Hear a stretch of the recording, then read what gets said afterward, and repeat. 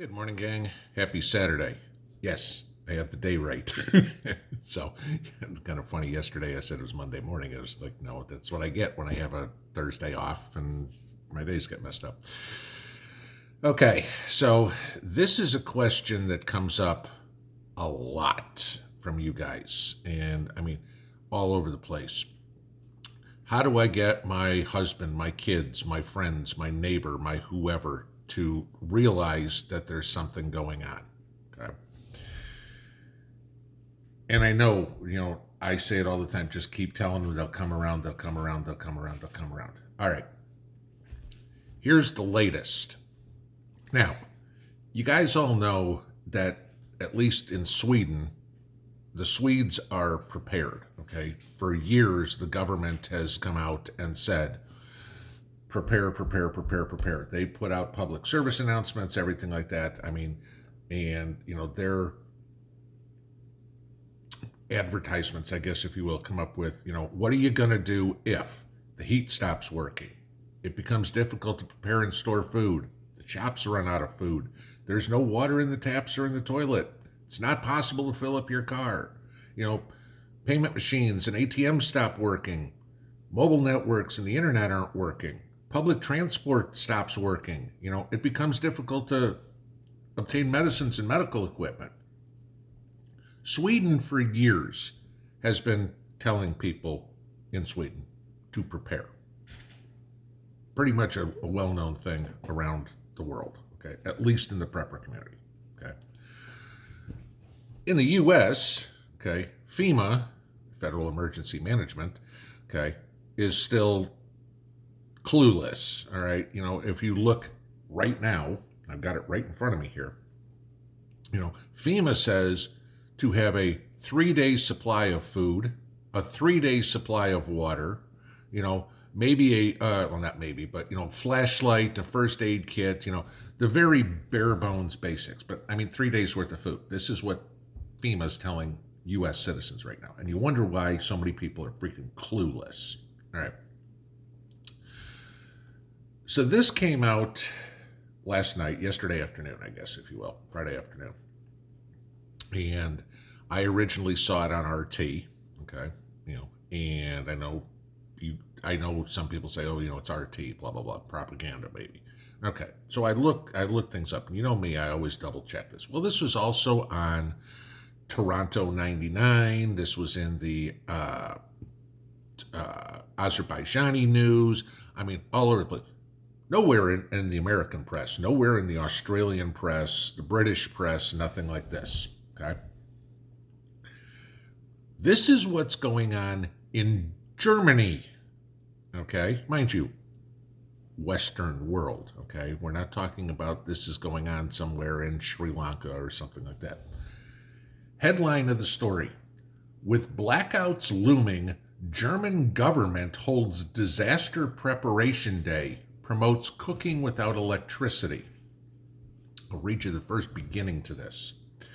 State authorities in North Rhine-Westphalia will hold their first disaster protection day on Saturday, today, with instructors in the city of Bonn, which used to be the capital of West Germany, okay, teaching citizens how to get by in the event of a long power failure.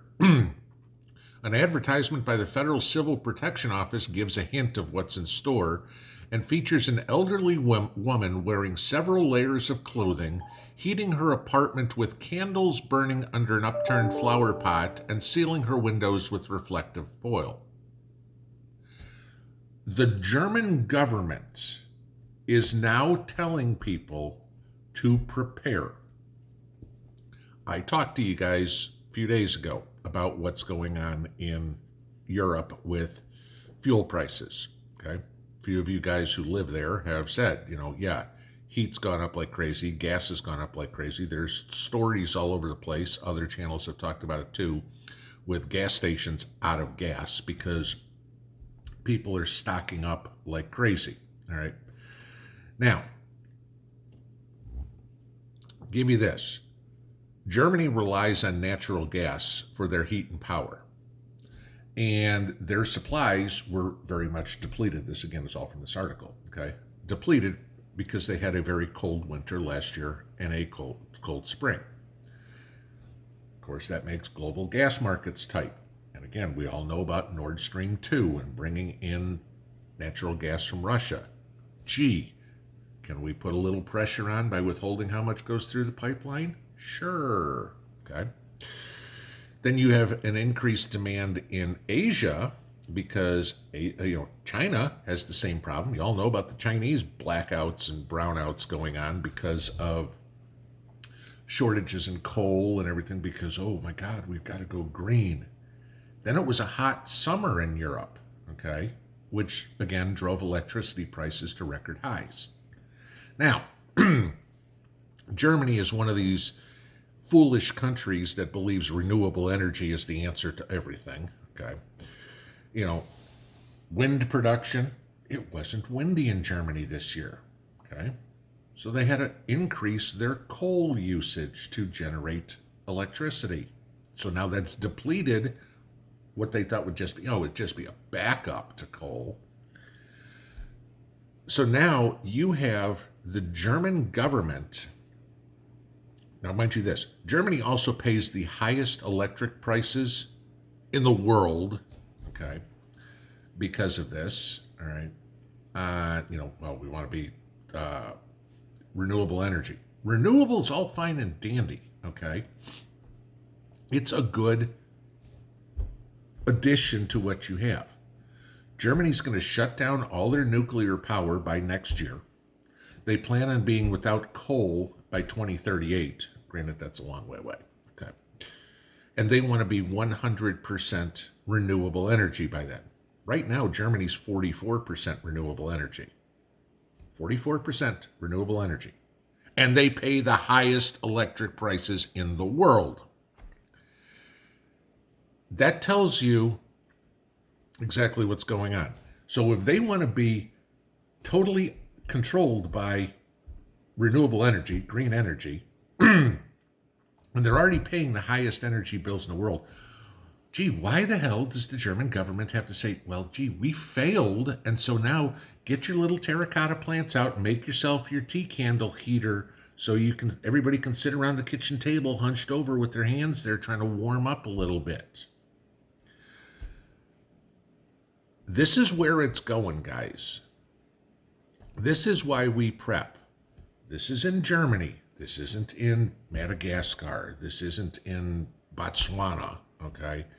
This is in a Western nation, I think they're the 6th largest economy in the world.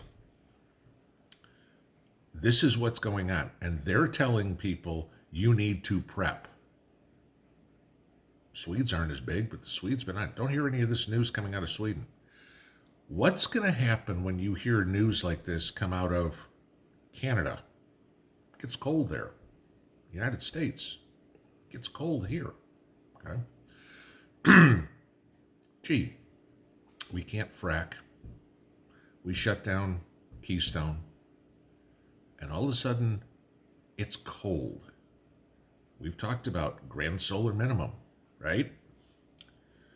What they say in Germany. Grand solar minimum started about the same time COVID hit. Okay.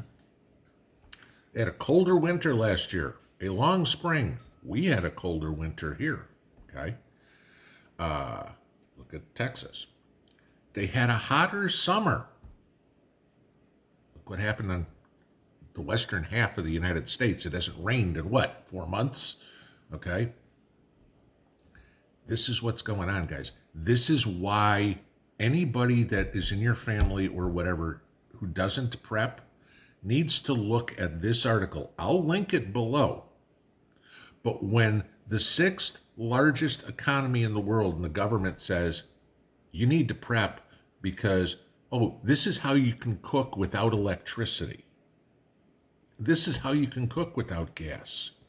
Gee, this is how to start a campfire and have a cast iron pan to cook, because you might be doing it outside when it's cold. What does that tell you? Tell them, anybody, everybody, they need to prep.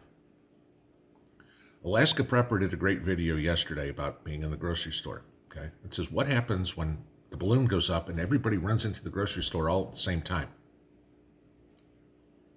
Grocery stores are already weak. We know shelves fronted and everything like this. Okay, there's not a whole lot there.